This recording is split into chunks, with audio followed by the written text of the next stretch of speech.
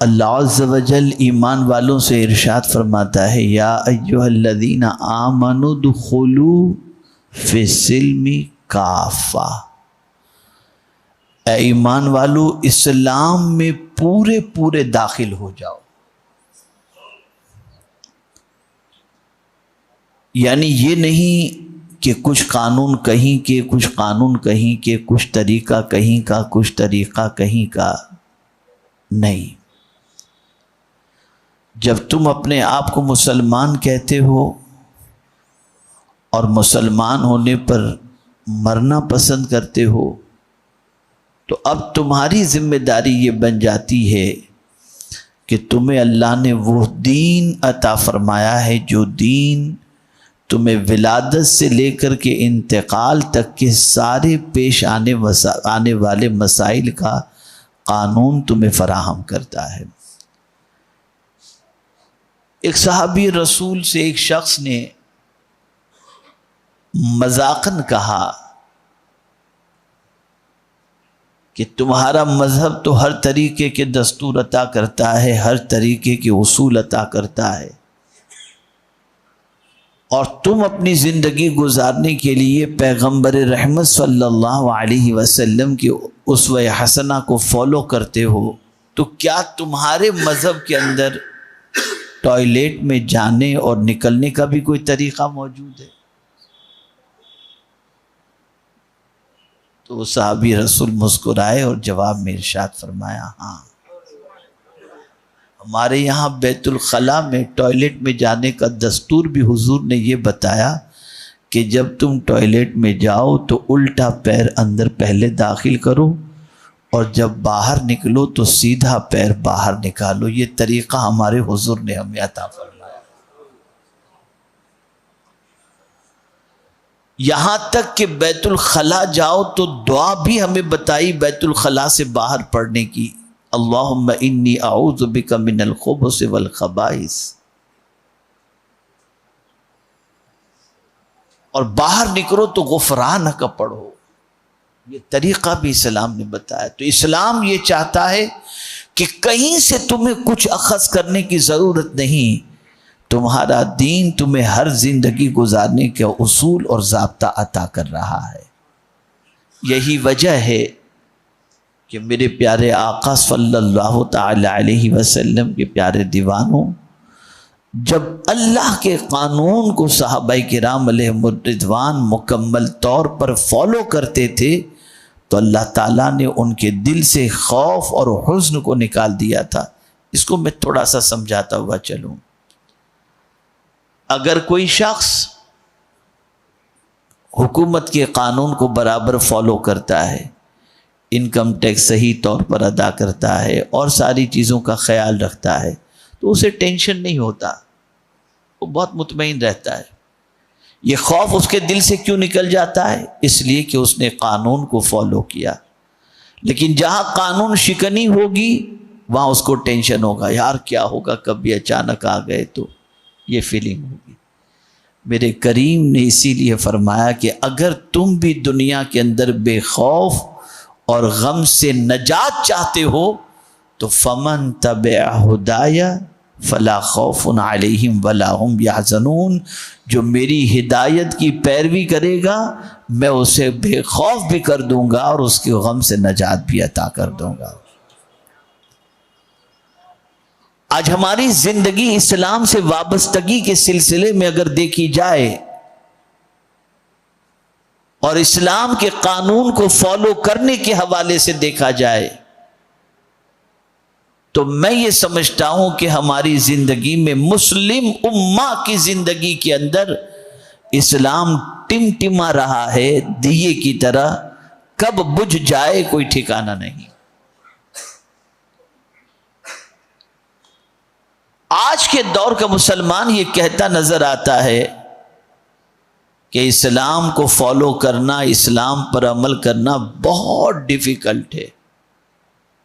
میں کہتا ہوں اللہ عز و جل نے قانون جو بنایا ہے اس قانون کے اندر پروردگار جل جلالہ نے اتنی فلیکسیبلٹی رکھی ہے کہ دنیا کا کہیں کا بھی کوئی بھی مسلمان کسی غریب مسلمان کا معاملہ ہو، امیر مسلمان کا معاملہ ہو، تندرست مسلمان کا معاملہ ہو یا معذور مسلمان کا معاملہ ہو، ہر کوئی مسافر کا معاملہ ہو، وہ اسلام کے قانون کو اچھی طریقے سے فالو کر سکتا ہے۔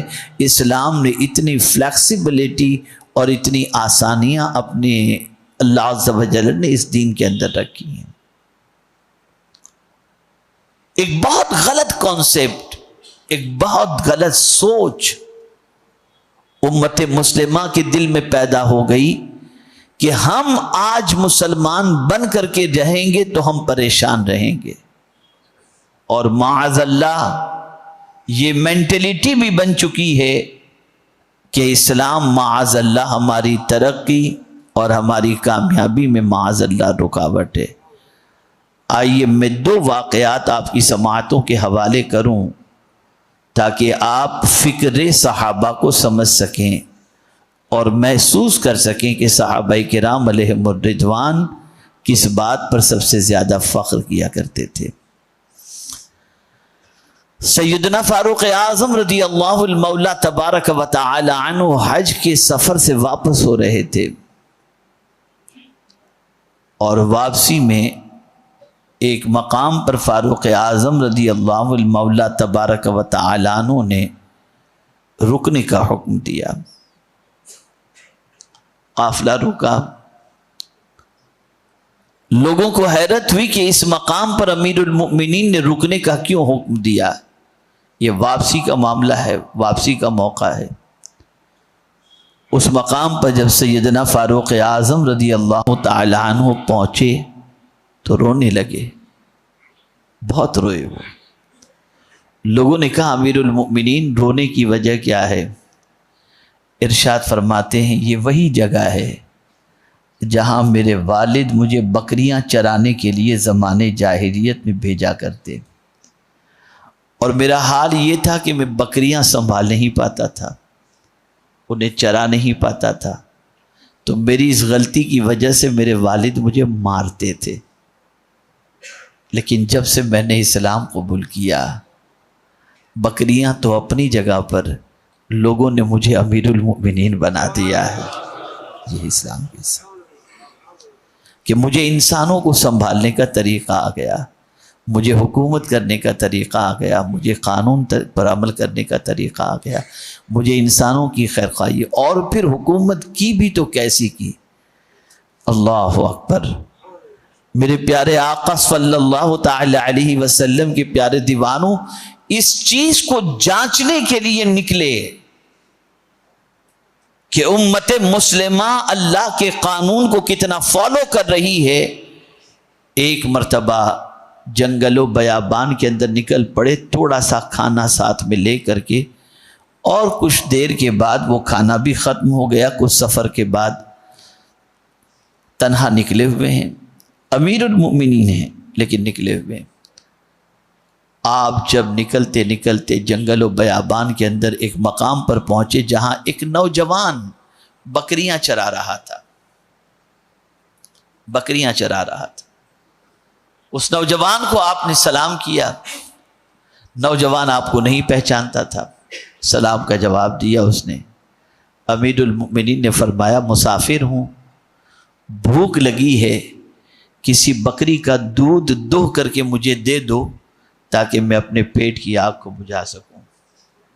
بکریاں چرانے والے چرواہے نے جواب دیا مسافر میں بکریوں کا مالک نہیں ہوں، بکریوں کا مالک کوئی اور ہے، میں تو چرواہا ہوں، اور اپنے مالک کی اجازت کے بغیر میں بکری کا دودھ دھو کر تمہیں نہیں دے سکتا۔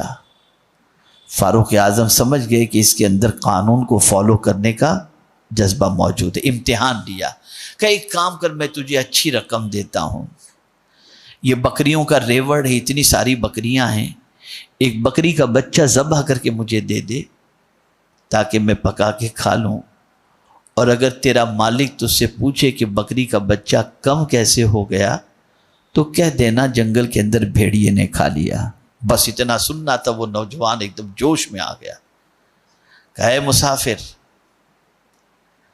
تم یہ سمجھتے ہو کہ جنگل کے اندر میرا مالک مجھے نہیں دیکھ رہا اور میں بکری کا بچہ تمہیں بیچ کر اپنی دنیا جمع کر لوں اور پوچھے تو میں جھوٹ بول لوں، لیکن اے مسافر میں تجھ سے پوچھنا چاہتا ہوں، بکریوں کا مالک تو نہیں دیکھ رہا، کیا سب کا مالک بھی نہیں دیکھ رہا ہے؟ اتنا سننا تھا کہ فاروق اعظم کی آنکھوں سے آنسو نکل گئے، اس نوجوان کو گلے سے لگایا اور ارشاد فرمایا، جب تک کلمہ پڑھنے والوں میں تم جیسے نوجوان موجود ہیں، اسلام کے بڑھتے ہوئے سیلاب کو دنیا کی کوئی طاقت نہیں روک سکتی۔ یہ دین کو فالو کرنا ہے۔ ہم پوری زندگی نفس کو فالو کر رہے ہیں، پوری زندگی خواہش کے غلام بن کر کے ہم زندگی گزار رہے ہیں، اور ہم یہ سمجھ رہے ہیں کہ دولت کہیں سے کہاں سے کیسے جیسے تیسے دولت چاہیے، ڈھابے پہ کھانا چاہیے اور عیش و عشرت چاہیے، یہ سوچ ہم نے بنا لی ہے۔ یاد رکھو، یہ سوچ ہمیں تباہی کے دہانے پر پہنچا دے گی اور بربادی کے دہانے پر پہنچا دے گی۔ سب سے بڑا نقصان یہ ہوگا، ہمارے سینے سے اللہ عز و جل سکون کی دولت کو چھین لے گا، اطمینان ختم ہو جائے گا، طمانینت قلب کی دولت سے ہم محروم ہو جائیں گے۔ آپ کہتے ہیں کہ دین ہمیں عزت نہیں دیتا، آئیے اور سنیے آپ۔ حضرت ابو عبیدہ ابن جراح رضی اللہ المولا تبارک و تعالی عنہ، ان سے جب عیسائیوں نے کہا کہ ہم بیت المقدس کی چابی تمہارے امیر المؤمنین فاروق اعظم کے ہاتھ میں دیں گے، تو حضرت ابو عبیدہ ابن جراح جو عشرہ مبشرہ میں سے ہیں، انہوں نے خط لکھا فاروق اعظم رضی اللہ تعالی عنہ کو، امیر المؤمنین یہ چابی آپ کے حوالے کرنا چاہتے ہیں، آپ تشریف لائیں۔ مدینہ شریف سے آپ نے ایک غلام اپنے ساتھ لیا، سفر شروع کیا، لیکن اب آپ دیکھیں دین کو فالو کرنے کا دستور، اللہ اکبر، امیر المؤمنین ہے، خادم ساتھ میں ہے، لیکن فرماتے ہیں کہ دیکھو ایسا ہے کہ تم بھی انسان ہو، میں بھی انسان ہوں، تم بھی چل کر تھکو گے، میں بھی چل کر کے تھکوں گا، تو ہم ایک معاہدہ کر لیتے ہیں، ایک پلان بنا لیتے ہیں کہ کچھ راستہ تم سواری پر بیٹھو گے اور میں پیدل چلوں گا، اور کچھ راستہ میں پیدل چلوں گا تم سواری پر بیٹھو گے۔ یہ پلان بنا کر کے دونوں روانہ ہوئے۔ اللہ اکبر، بیت المقدس کی چابی لینے کے لیے نکل چکے ہیں۔ اب شہر اور فاصلے پر ایک تالاب بیچ میں آتا ہے، اس تالاب کو کراس کرنا تھا۔ امیر المؤمنین فاروق اعظم رضی اللہ تعالیٰ عنہ نے اپنے موزے نکالے، کاندھے پہ رکھے۔ اس وقت سواری پر بیٹھنے کا جو معاہدے کے اعتبار سے وقت تھا، وہ غلام کا وقت تھا۔ آپ نے غلام کو سواری پر بٹھایا اور تالاب سے گزرتے چلے گئے۔ اللہ اکبر، کنارے جب پہنچے تو پورا شہر ویلکم کے لیے حضرت امیر المؤمنین فاروق اعظم رضی اللہ تعالیٰ عنہ کے لیے کھڑا تھا۔ جب فاروق اعظم وہاں پہنچے تو حضرت ابو عبیدہ ابن جراح کو تعجب ہوا اور کان میں جا کر کے کہنے لگے، امیر المؤمنین یہ آپ نے کیا کر لیا؟ موزے کاندھے پہ رکھ لیے، غلام کو سواری پر بیٹھ لیا۔ اب پبلک تو جانتی نہیں تھی کہ دونوں میں امیر المؤمنین کون ہیں، وہ تو یہی تصور میں جو سواری پر ہوگا وہی امیر المؤمنین ہوگا، لیکن انہیں کیا خبر تھی کہ امیر المؤمنین جو نیچے ہیں اور غلام جو سواری پر بیٹھا ہوا ہے وہ غلام ہے اور پیدل چلنے والے امیر المؤمنین ہیں۔ اللہ اکبر۔ حضرت ابو عبیدہ ابن جراح رضی اللہ تعالی عنہ نے جب فاروق اعظم کے کانوں میں یہ بات کہی، امیر المؤمنین یہ آپ نے کیا کیا کہ موزے کاندھے پہ رکھ لیے، غلام کو سواری پر بٹھا دیا؟ اب غور سے سننا، جو جملہ انہوں نے کہا ہے اگر زندگی بھر اس کو سینے میں نقش کر سکتے ہو تو نقش کر لینا۔